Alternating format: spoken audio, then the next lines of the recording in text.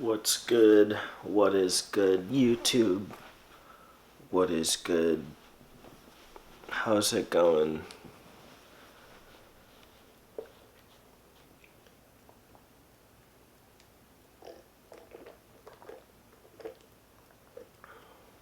Sorry, took a long sip there. No mic connects today. Well, empty bag of mic connects out here. But I got some Coke. I guess in today's video, I'm just gonna talk about this one thing that I was thinking about during my excursions on the outside, whatever you want to call it. Just me running around basically doing errands, prepping, and then I had to do some paperwork for the other job that wants to hire me, like I was saying yesterday, I think, in that video. Looks like I'm going to be doing on-call for one of these jobs, then full-time for the other one. So that's not bad. Guess just get some money. But what I was thinking while I was going around town and getting some things done is that the lack of the annihilation of families, in my opinion, is what do they call it, ground zero for destruction of society in general. And I hate, I don't really like using dramatic words like that, but obviously watching me on this channel and then taking in some of your other resident red pillars and whatnot, whatever the hell you want to call it, black pillars, mgtow. That's just something you guys are already familiar with, so don't have to harp on that too much. But just the lack of families, the annihilation of families is, to me, the family is the basic unit.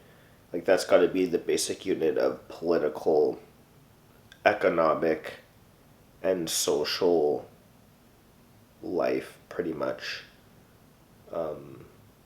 You can't really have much of anything. You can't, we're saying you can't have much of it. Look at social life is gone down for a lot of people.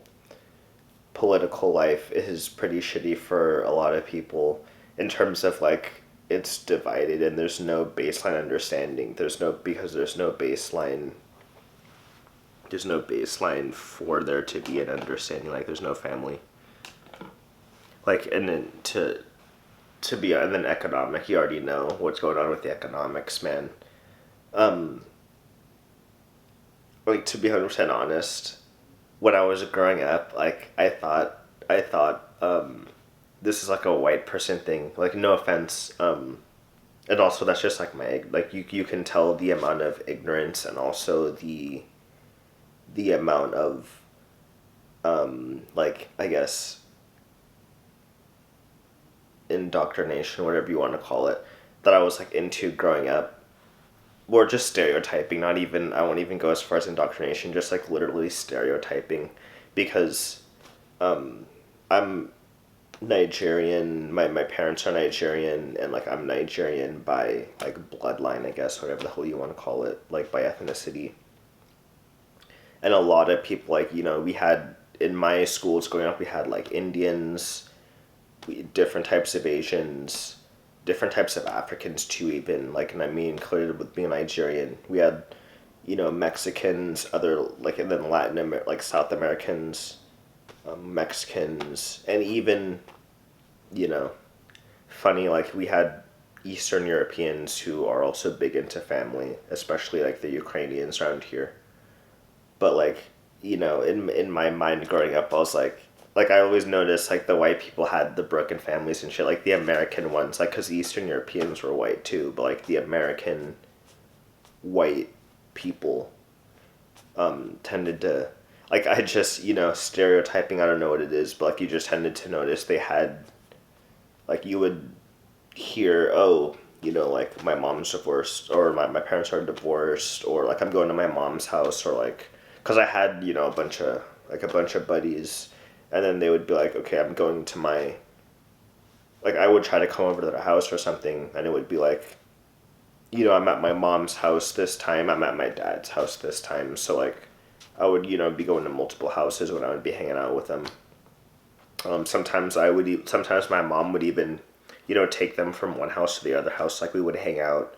I had a buddy back in like my elementary to middle school days where we would hang out, and then oftentimes he would end up like at the end of our hangout. My mom would like as she was picking me up, she would pick him up too, and then take him to his dad's house.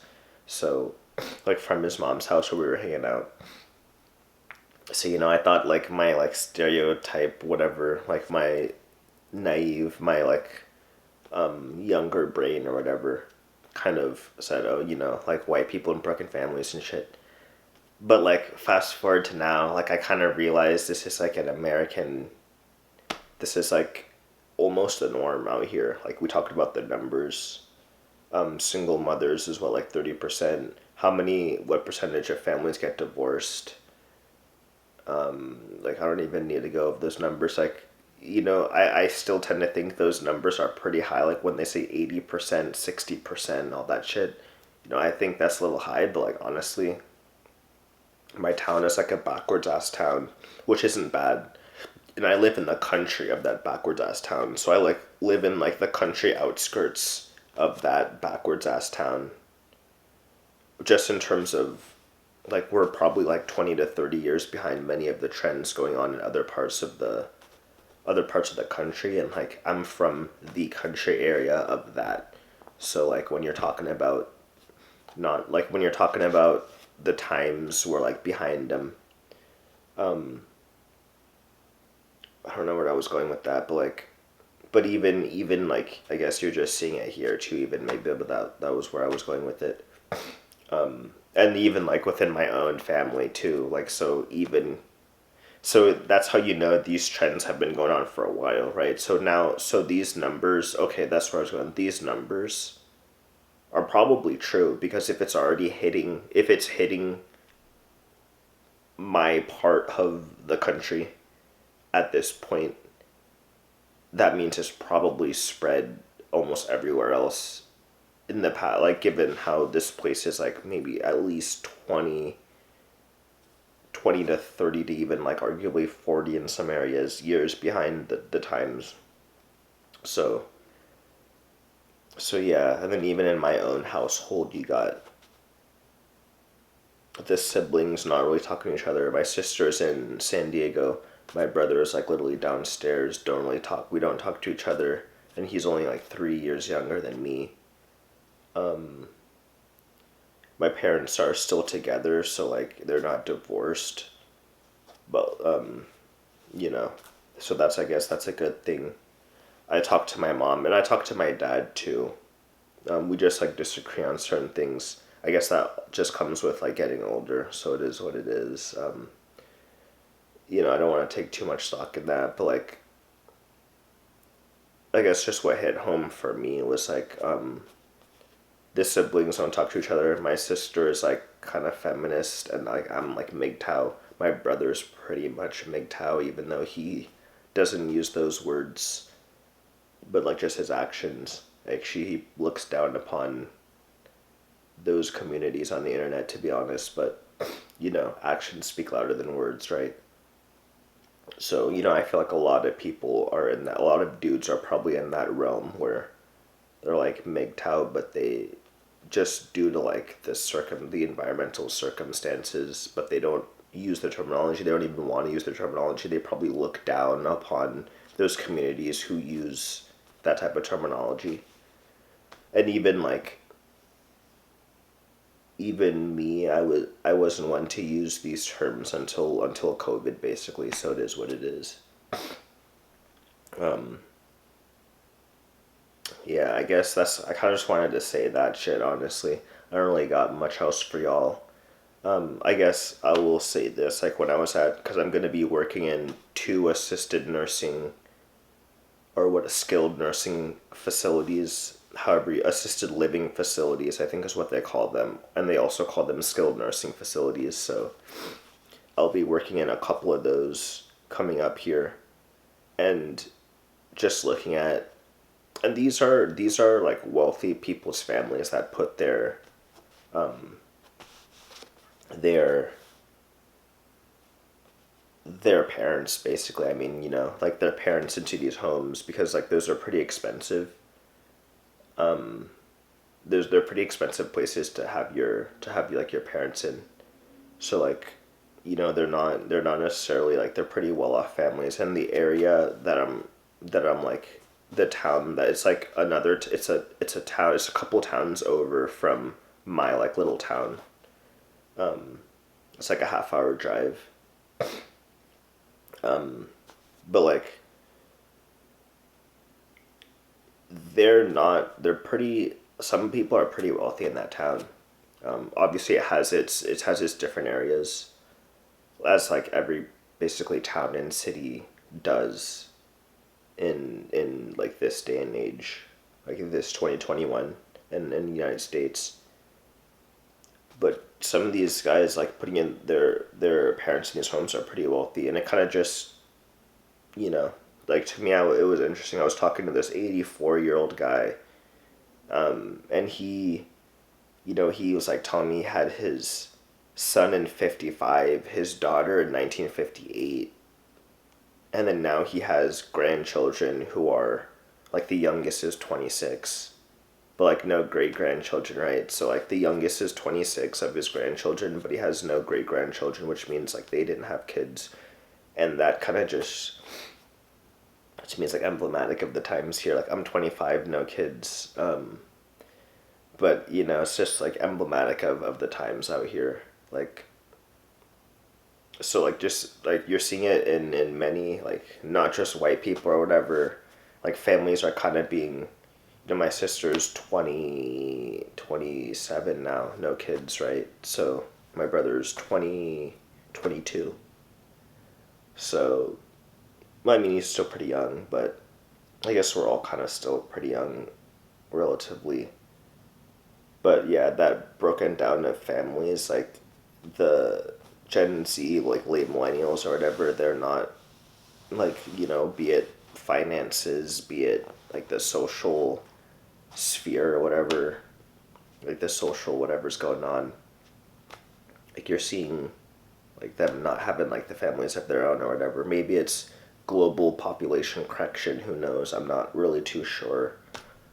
But like, yeah, that just kind of like, I was thinking about that as I was moving about this city today, and it's just like, if the numbers are really this bad, like, I'm just looking around at people now. See, knowing now that I'm going around frequently again, which I haven't done since like since around this time last year. I haven't been like going around frequently, and then I was like kind of just going, like, I was bar hopping and shit, like during this time last year. So like now I'm kind of just going around during the daytime, like doing normal business, and I'm looking around at people.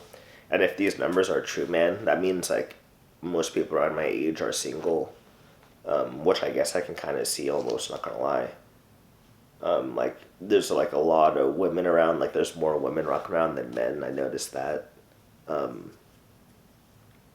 There's like now hiring signs everywhere, like on these jobs where like it's like fast food, which we went over that in previous videos. Like, there's like trucking jobs that are available, there's like warehouse jobs that are available. I'm like seeing it everywhere I go now, and it's just like, dang, with no families, like, who's really gonna take up those positions? I mean, I guess I could technically now. Like, honestly, so many jobs are open, man. So many industries are open if you want to explore. So it is what it is. Like, this is about to be a working man. It's about to be a working man's economy, or whatever you want to call it, out here. So we might even turn back. We might start seeing families again, because like the working man's time is upon us out here. Like, just, you can ask for what you want out here, because like they need people, especially like I was saying in the last video, those private companies. I mean, small businesses, like family owned businesses and shit like that. If you still have those in your area, if they didn't get fucked over by COVID too much, it's like a working man's economy or whatever. I don't really know how to say that well. I'm pretty sure there's like a proper term for it that I'm not using right now. But yeah, like, so maybe we might see a return to families. I don't know, man. But yeah, before this video gets too long, I just kind of wanted to say that shit. I'll have some video game gameplay for you guys, and I'm gonna be doing a little bit of like video game gameplay and like commentary on that. So like that won't be my. I'll start doing that once I get like the device that records my PlayStation gameplay. I'm gonna start doing some of that stuff, so that won't be like my regular videos, but it's something I wanted to do because I've seen other people do it on YouTube, and that shit's fun, and I play like a lot of these games, so I just kind of want to nerd out on that. So you might see that in the future. It's not like the regular videos, but ironically, it may end up bringing more people to the channel, but like just on a way different tip, like on like a video game kind of tip. But yeah, it is what it is. Alright, okay, and last but not least, that one commenter, you know who you are. I'll call him deleted commenter number 1.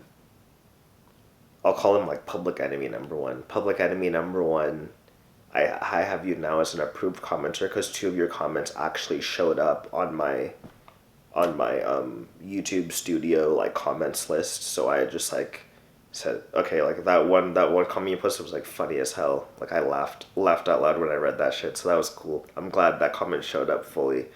I have you as an approved commenter now, so we'll see if that does anything with YouTube, like not deleting your comments and shit. Like I pressed the button that says always approve this user's comments, so like if they listen to what I said, your comment should show up, but yeah, YouTube might have other business with that shit, so we'll see what happens. But alright, that's it for me, y'all. I'll catch y'all later. Peace out, guys.